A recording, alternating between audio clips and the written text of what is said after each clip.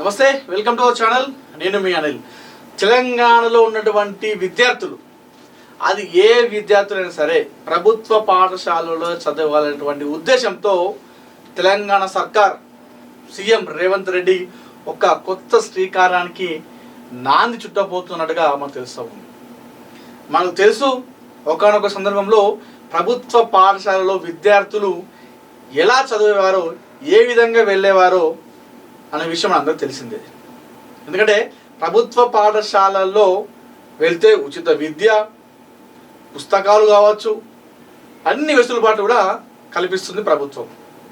ఇక్కడ mid day meals అని ఒకనొక సందర్భంలో విద్యార్థులు బియ్యం కూడా పంపిణీ చేసేవి. ఆ పాఠశాల చదివే విద్యార్థులకు బియ్యం అవన్నీ కూడా పంపిణీ చేసేవి. అంటే ఎవరైతే పేదలు ఉంటారో ఆ పేద కుటుంబానికి చెందినటువంటి విద్యార్థులు చదువుకోవాలి ఎవరైనా సరే అనేటువంటి ఉద్దేశంతో ప్రభుత్వాలు ప్రభుత్వ పాఠశాలను ఏర్పాటు చేయడం జరిగింది. అయితే కాలక్రమేణా అందరూ కూడా ఎప్పుడైతే ఈ కార్పొరేట్ వ్యవస్థ వచ్చిందో అప్పటి నుండి ప్రైవేట్ పాఠశాలను పంపించారు. ముందుగా చిన్న ప్రైవేట్ పాఠశాలకు, ఆ ప్రైవేట్ పాఠశాలలో మామూలుగా ఫస్ట్ వచ్చినప్పుడు మామూలుగా ఉండేది. ఆ తర్వాత అది ఒక బిజినెస్ లాగా మారింది. పాఠశాలలు మొత్తం, ప్రైవేట్ పాఠశాల మొత్తం కూడా ఒక వ్యాపార సంస్థలుగా మారిపోయింది. డబ్బు, ఏ ప్రైవేట్ స్కూల్ చూసినా కూడా డబ్బు, పైసా పైసా పైసా, పైసమే పరమాత్మ అన్నట్టుగా వివరిస్తున్నాయి. చదువు పక్కన పెట్టేసి ఫస్ట్ ఈ ఏదైతే వ్యాపారం ఉంటుందో అది చూసుకుంటున్నారు, లావాదేవీలు మొత్తం, ఆ తర్వాతనే చదువు. ఈ మధ్యకాలంలో మనం చాలా చూసినాం ఈ ప్రైవేట్ పాఠశాల దందా ఏ విధంగా ఉంటాయని. లక్షల్లో వేలల్లో ఫీజులు, ఒక్కొక్కళ్ళు పేరెంట్స్ వాళ్ళు రక్తాలు మొత్తం పీల్చుకొని తాగే వాళ్ళు కొన్ని పాఠశాలలు. అయితే ఎగ్జామ్ కూడా రాయనీయకుండా విద్యార్థులను బయట నిలిచిపెట్టడం, హాల్ టికెట్ ఇవ్వకపోవడం, ఇష్టానుసారంగా చేసినటువంటి సిచ్యువేషన్ కూడా మనం చూసినాం ప్రైవేట్ పాఠశాలలు.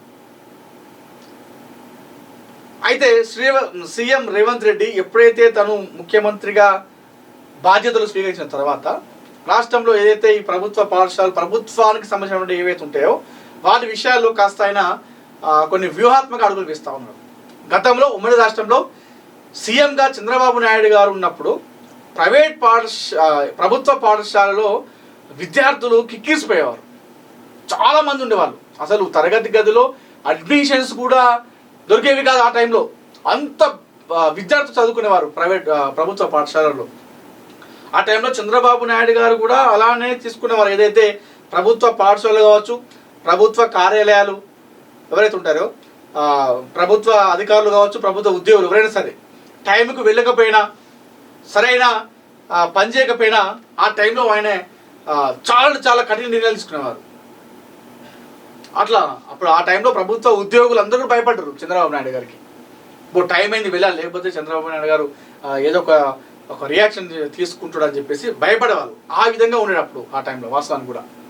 ఇక తర్వాత మెల్లమెల్లగా ఈ ప్రైవేట్ పాఠశాల వచ్చి వ్యాపార సంస్థలు మారిపోయిన తర్వాత ఇక గవర్నమెంట్ పాఠశాలకు వెళ్ళడమే బంద్ చేశారు చాలామంది కూడా. కొన్ని పాఠశాలలో అయితే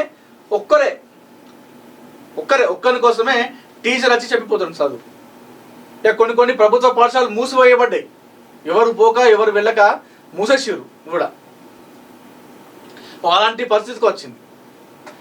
మరి కనీసం ప్రైవేట్ పాఠశాలన్నా మరి తక్కువ ఫీజు తీసుకొని చదువు నాణ్యమైన విద్య చెప్తున్నారు అంటే అది కూడా లేదు. అక్కడ డబ్బులు ఎక్కువ తీసుకొని క్వాలిటీ లేనటువంటి విద్య చెప్తున్నారు. అక్కడ వ్యాపారంగా మారినాయి. అయితే ఇలాంటి నిర్ణయాల్లో సీఎం రేవంత్ రెడ్డి తెలంగాణలో ఉన్నటువంటి ప్రభుత్వ పాఠశాలన్నింటినీ కూడా కలకలలాడే విధంగా, ప్రభుత్వ పాఠశాలలు గతంలో లాగా కిక్కిరిసిపోయే విధంగా పేరెంట్స్కి, మిడిల్ క్లాస్ వాళ్ళకి, నిరుపేదలకి ఎవరికి కూడా ఇబ్బంది కలగద్దు అనేటువంటి విషయాల్లో ఆయన ఇలాంటి నిర్ణయాలు తీసుకోబోతున్నట్టుగా తెలుస్తూ ఉంది. సో ప్రభుత్వ పాఠశాల పైన ఆయన ఎక్కువ దృష్టి పెట్టడం జరిగింది. ప్రభుత్వ పాఠశాలలు బాగు చేయించడం, దాన్ని రీఓపెన్ చేయించడం, విద్యార్థులందరూ కూడా ప్రభుత్వ పాఠశాలకు వెళ్ళే విధంగా ఆయన కొన్ని వ్యూహాత్మక అడుగులు వేస్తూ ఉన్నారు. ప్రైవేట్ పాఠశాలకు ఎవరు కూడా వెళ్ళొద్దు అని చెప్పేసి ఆయన ఇలాంటి నిర్ణయాలు తీసుకోబోతున్నారు. మరి నిర్ణయానికి ఎలా రియాక్షన్స్ వస్తాయో అనేది కూడా చూడాలి. ఎందుకంటే ఒప్పుకోరు ప్రైవేట్ పాఠశాల యాజమాన్యం. సరే మామూలుగా ఉంటే ఏం కాదు, ఎవరైతే విద్యా వ్యవస్థను వ్యాపార వ్యవస్థగా మారుస్తున్నారో అలాంటి పాఠశాలకే వర్తిస్తామని చెప్పేది. అన్ని ప్రైవేట్ పాఠశాల కాదు, కొన్ని ప్రైవేట్ పాఠశాలలు కూడా వాస్తవాలు కూడా మైనస్లో రన్ అయినప్పుడు కూడా నడిపిస్తారు. వాళ్ళకి ఒక ప్యాషన్, పిచ్చి, స్కూల్ నడిపించాలి, 10 మందికి మన తరపున చదువు చెప్పాలని చెప్పేసి నడిపిస్తారు, లాస్ట్లో కూడా నడిపిస్తారు. అలాంటి వారిని మనం అనట్లేదు. ఎవరైతే విద్యా వ్యవస్థను వ్యాపార వ్యవస్థలాగా మార్చిరో అలాంటి విద్యా సంస్థలనే, అలాంటి ప్రైవేట్ పాఠశాల మాత్రమే మనం అంటున్నాం, అందరూ అనట్లేదు. సో మరి ప్రైవేట్ పాఠశాలకు వెళ్లకుండా విద్యార్థులు అందరూ కూడా ప్రభుత్వ పాఠశాలకు వెళ్ళే విధంగా, మరి ఎందుకంటే ప్రభుత్వ పాఠశాలలో కూడా విద్య అక్కడక్కడ సరిగా లేదు, టీచర్స్కు సరిగా కొంతమందికి చదువు కూడా రాదు, స్పెల్లింగ్ వాళ్ళు రాస్తే బోర్డు పైన చక్కగా స్పెల్లింగ్స్ కూడా చక్కగా రావు, మాట్లాడి కూడా రాదు, చెప్పడానికి కూడా రాదు, మన వాళ్ళు ఎట్లా టీచర్స్ అయితే కూడా తెలియదు. ఇలాంటి భయంతో కూడా చాలామంది పేరెంట్స్, విద్యార్థులు భయపడుతున్నారు ప్రభుత్వ పాఠశాలకు వెళ్ళాలంటే. మరి అట్లాంటి విద్యార్థులు కావచ్చు, ఆ విద్యార్థుల పేరెంట్స్కి ప్రభుత్వ పాఠశాలల పైన మరొకసారి ఏ విధంగా నమ్మకం కలిగిస్తారనేది ఒక పెద్ద టాస్క్. సో మరి ఈ విషయంలో రేవంత్ రెడ్డి గారు ఏ విధంగా ముందుకెళ్తాడు, అధికారులతో మాట్లాడి ఏ విధంగా ప్రభుత్వ పాఠశాలకు మరొకసారి పిల్లలందరూ కూడా వెళ్ళేలా చేస్తారనేది ఇది చూడాలి మరి. సో ఒకవేళ ఇది చేస్తే చాలా మంచిది. అది చేయాలంటే కూడా అధికారుల పిల్లలు ఎవరైతే ఉంటారో అధికారుల పిల్లలు కూడా, ప్రభుత్వ ఉద్యోగులు కావచ్చు, ప్రభుత్వ అధికారుల పిల్లలు కూడా, ఇంక్లూడింగ్ కలెక్టర్, ఎమ్మెల్యేలు, మంత్రులు, ముఖ్యమంత్రులతో సహా అందరూ కూడా వారి పిల్లల్ని ప్రభుత్వ పాఠశాలకు పంపించాలి. పంపిస్తే ఇది మార్పు అనేది ఖచ్చితంగా వస్తుంది, 100%గా వస్తుంది.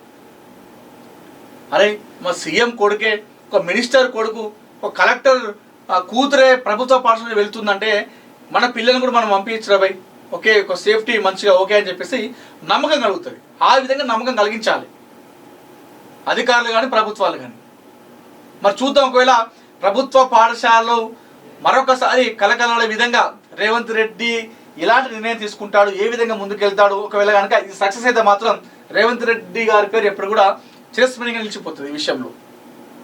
అప్పట్లో చంద్రబాబు నాయుడు గారు ఏ విధంగా అయితే ప్రభుత్వ పాఠశాలలు కావచ్చు, ప్రభుత్వ విద్యాలయాలు ఏ విధంగా అయితే కిక్కిసిపోయేలా వారికి బియ్యం పంపిణీ చేయడం, ఆ టైంలో మిడ్ డే మీల్స్ అని ఈ విధంగా తీసుకొచ్చాడో, మరొకసారి ప్రభుత్వ పాఠశాలకి చాలామంది విద్యార్థులు వెళ్ళినట్టయితే రేవంత్ రెడ్డి గారి ఆయన తీసుకున్న నిర్ణయం సక్సెస్ అయితే మాత్రం ఆయన పేరు ఎప్పటికి కూడా ఎవరు కూడా మర్చిపోదు. మనం చూద్దాం ఇది ఏ విధంగా ముందుకెళ్తారు, అధికారులు ఏ విధంగా స్పందిస్తారు. మన అటు ప్రైవేట్ యాజమాన్యాలు, ఆ ట్రస్ట్ మాల్ లాంటి వాళ్ళు బయటకు వచ్చి దీనిపైన ఈ విధంగా పోరాటం చేస్తారా, చేస్తే వారికి ఎలాంటి ఏమన్నా వారిని ఏ విధంగా కూల్ చేస్తారు అనేది కూడా మనం వేచి చూడాలి.